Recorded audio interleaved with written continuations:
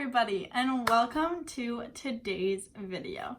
So today is a little bit of a different video. We do have a little guest. This is the cat that my family is watching right now. So I know that everybody is about to head either to college or back to college if you are that age. So I thought I would do a video of how to survive living in a dorm, tips from a past RA. So this last year, I was an RA at Williams Hall, which is one of the freshman residence halls at my school. So I think I have a little bit of a different perspective on living in a dorm because I was an RA. So an RA is a resident advisor, for those of you who don't know. In other schools, I know it's called a CA, a community advisor, or a community leader. But at my school, it's called a resident advisor. So that's the person who lives typically at the end of one of the halls and is in charge of the rest of the floor or the hall. For me, I was in charge of 13 rooms. I think 13 rooms. I don't know. I was in charge of a group of girls.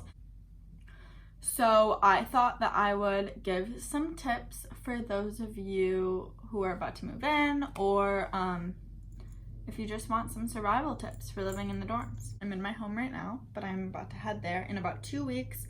I go to school and I'm super excited. So my first tip, and this is directed solely at freshmen, but it could be used for any year. This year in the apartment, I think it'd be kind of weird to do this, but your first week of school at least, you should leave your door open. If you're in the room, leave it open. I advised all my residents to do that this year, and I think if I hadn't done that, my hall wouldn't have been as close as it was, because my hall pretty much, like, they were all friends. Everybody got along, which was awesome, and I loved that because it made my job a lot easier. So if you leave your door open, people will say hi as they're walking by, and it really is, it invites people to come to your room, which I think is really good because it's hard to make friends freshman year. I knew it was really hard for me, and I think part of that was because I didn't get out into my hall as much as I would have liked to. And you don't just have to be friends with people in your hall, but it is good to have those people as your friends because you're living with them. You're sharing a bathroom. You're all going through the same thing. You're all moving in at the same time, and it's really helpful if you all know each other, and it's even better if you're all friends. My second tip, my fellow RAs will appreciate this, is to just respect your RA. We know that you are probably going to engage in some things that you're not supposed to. I really want to make something clear that I don't think a lot of people realize. RAs are students too, and we have no desire to get you guys in trouble, because at the end of the day, if you guys get in trouble, it's just a lot more work for us. It's a lot of paperwork and a lot of meetings, and we have no want to get anybody in trouble. Our job is really for the health and safety aspect of our students, and also to build a community. So we want to make sure that everybody in our hall is being safe and is okay. And we want to make sure you guys are making friends and that your transition into the school is really easy, but we don't want to get you in trouble. We're never out to get you. So if you do things in a way that is respectful and kind, and doesn't cause trouble, then your RAs just won't even look at you. I know from my past experience, and I can't speak for everybody, but the students that were more respectful to me and that followed my rules better and that were always talking to me and having really good conversations with me, first of all, those are connections that I still have today, and I still talk to a lot of my residents. But those are also the people who I was more lenient on. If they were being really loud and playing their music really loud, instead of going up to them and saying something, I might just send them a text and be like, hey, turn your music down.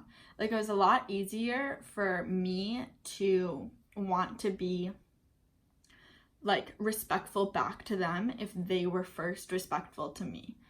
We are points of authority, so like if you're not being respectful to us, like it's really easy to get you in trouble. I know that like we were running a fire drill one day last year, and I was one of the people who was checking to make sure everybody got out of the building. And we all knew it was a drill, but the students didn't. And so I get to this one room and I knock on the door because I hear the TV on and nobody answers. And then I hear people talking. So I knock on the door again and nobody answers. So I had my master key and I keyed into their room. And I looked at them and I said, "What are you boys doing?" And these weren't people on my hall. These were people on a totally different hall. And they just looked at me. And I was like, "What are you guys doing?" And instead of being respectful, getting up and leaving, they just stared at me and said they were watching TV. And like, it was a fire drill. Like, they had to get out. So finally, like, the alarms went off and they walked down with me. And when I got downstairs, I told my boss about it, and she wrote them up and gave them a big fine. And like, I probably wouldn't have told my boss about it in the way that I did if they were just respectful. So really just like make sure you're being respectful. Like, and if you are deciding to do things that you know you're not supposed to be doing, don't do it in a way that like puts your RA in a compromising position. Like, your RA doesn't want to get you in trouble. So like, be quiet, know when rounds are, like be really safe about it. So make sure that you're doing things in a way to be respectful of your RA's rules and also to keep yourself safe. I mean, there's really easy ways. Put it in a cup. I don't care. Editing Maddie here to interject because I think I forgot to say something right here.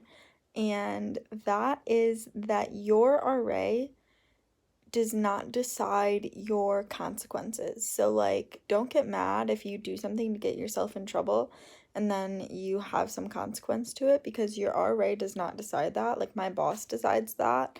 So like, I can't do anything about the consequence that you got yourself into. My next tip is about roommates, and it is to make sure that like you're keeping both your private space clean and the public space. So that includes your room as well as the bathrooms. You're sharing a room with one or two other people, so you really want to make sure that like the cleanliness is not a reason for a fight. Like, at the beginning of the year, when your RA hands you like the roommate agreement form, make sure that you're filling it out like seriously. Like, if you don't want your roommate like using your stuff, make sure you put that in the roommate agreement. If you need to go to bed at 10 o'clock, make sure you tell your roommate, because otherwise it starts fights that like never needed to be there. So really make sure that like you're taking that roommate agreement seriously, and whether that's like deciding on a cleaning schedule or whatever, like that roommate agreement will be able to like mediate a lot of fights without like ever having to have an actual fight.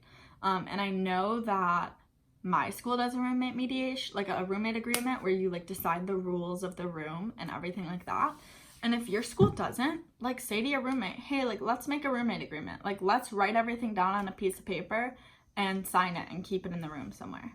Like, you can just like point it out in hard writing, and like if something changes halfway through the year, change the roommate agreement. Like, it doesn't have to be set in stone, but it should be something that like you guys have the ability to like look back at. Moving on. My third tip is another one about making friends, and that is going to your dorm held events. So at my school, we had, every RA had to hold 3 a semester, so 6 total, and there's 10 RAs in the building, so that was 30 events that you could go to a semester. And I'm not saying go to all of them, but like at least go to your RA's events. Like, first of all, we put a lot of time and effort into doing these events for you guys and like making them something that you guys will enjoy. And I had an event where nobody showed up, and I was so sad about it. And I cried a little bit, I'll admit. But these events aren't for us. Like, I don't need to plan an event, right? Like, I don't do it for me. I do it for my freshmen and my residents and everybody's residents. And I really try to make them fun and engaging. And my second event, people actually, I had a really good turnout for. And everybody said that they had so much fun. And they like met new people. Like I had people who met at my event that ended up becoming really good friends. So like, if you go to those events, first of all, you're supporting your RA and your RA will really appreciate it. A lot of times there's also free food, but also you have the ability to meet new people and become friends with new people in like a unique and interesting way. Not just like you took a class together or whatever. Like these events are always really curated. So like you'll be able to meet people and engage with them doing something fun at the same time. So that is my third tip. My fourth tip is not to go to your RA right away. So at my school, the three like pillars that the RAs followed were independence, impact, and identity. So I think those three are really awesome, but like independence is so important as a freshman in college because it's really like for most people the first time that you're living away from home and not living with your parents. So like finding your independence is going to be really important. And like part of that is like learning how to communicate with other people. I got really annoyed with my girls at one point in the year and I actually sat down with everybody and I like explained this because I was getting noise complaints every day. And they were coming right to me. And they were saying, Maddie, this room's being too loud. Maddie, that room's being too loud. Maddie, this room's doing that. Blah, blah, blah. If you have an issue with another room or your roommate or, you know, the people below you, whatever, just go talk to them.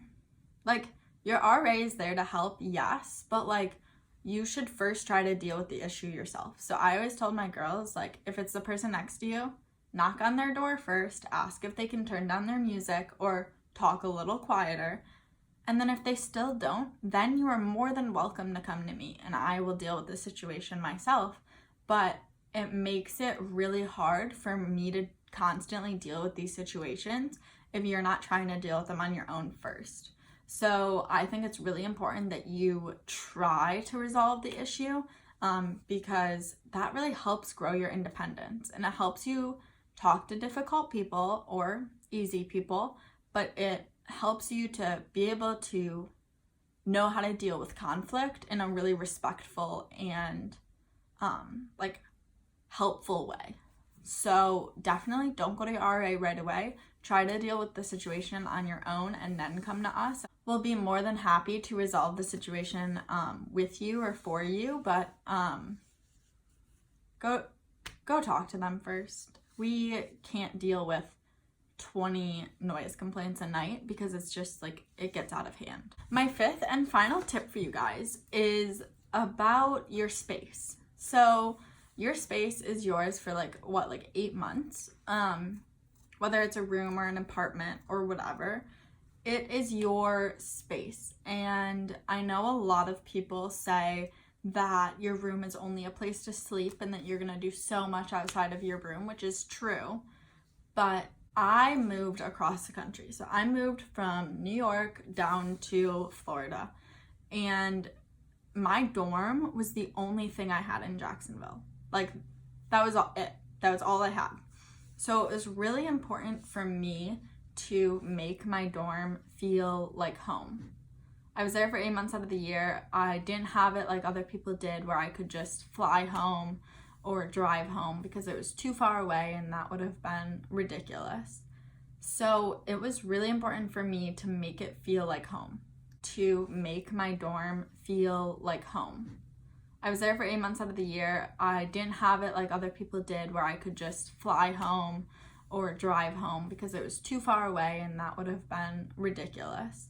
So it was really important for me to make it feel like home.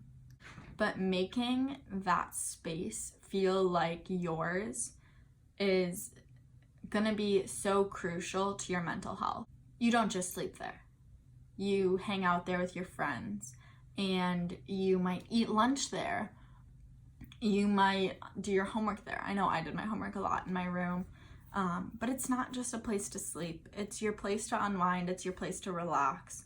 Whether making it feel like home is like getting a throw pillow that like you really like, or it doesn't have to be expensive. It could just be like bringing some photos down and hanging them on the walls. I brought like my art. I'm a huge art collector. Like I love art. So like my whole wall was like covered in art, and I loved it. Like that was what made me feel like I was at home. Otherwise, you'll always just feel like you're in a dorm, and I think that can be really unproductive.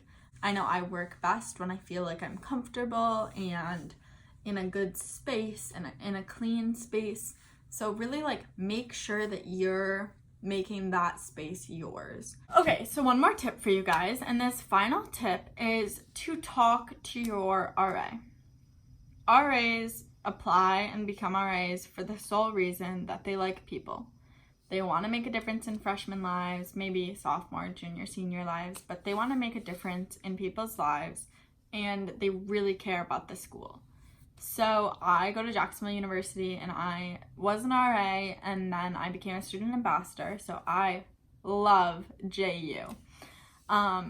Fins up, baby, fins up. Think that your RA is one of the most knowledgeable people you can talk to about the school. They know everything. And if they don't know something, they know somebody who does know that. And so if you sit down and you talk to your RA at the beginning of the semester and have regular conversations with them, they will be able to give you so much insight and so much knowledge about the school, especially in your first couple days. If you want your RA to show you where classes are, or to show you, you know, where the cafeteria is or something like that, they're almost always willing to do that. So ask them questions, talk to them. I think if you talk to them, especially on a regular basis, they will be able to give you a lot of really great information, as well as just like be there for you. I think I came down to JU and I was recruited for sailing, so I automatically had, you know, a big group of friends, and that was my sailing team. But not everybody has that. And so if you're moving away from home, having like knowing that you have a friend there that is your RA can be really helpful, especially for those first couple weeks or months until you really like find your way and make your own set of friends and everything like that. So this piggybacks off of we know you're not going to be an angel in college. My tip as an RA, as a former RA, is to know your limits. If you are going out doing things that you shouldn't be with your friends, that's totally fine, but just like know when to stop. The worst feeling as an RA is knowing that one of your residents came home or is coming home. So this piggybacks off of we know you're not going to be an angel in college. My tip as an RA, as a former RA, is to know your limits. If you are going out doing things that you shouldn't be with your friends, that's totally fine, but just like know when to stop. The worst feeling as an RA is knowing that one of your residents came home or is coming home too intoxicated. It breaks your heart. If you don't know your limits, if you didn't drink in high school, be really extremely careful. It's super important that you are being safe in this new environment, and so knowing when to stop, and if you don't know when to stop, then cut yourself off early until you feel really comfortable with what your body can handle. This is really, really extremely important because it can be really dangerous if you don't know your limits and you continue to drink after you should have stopped. So my last tip for you is to know your limits. Be safe and have fun.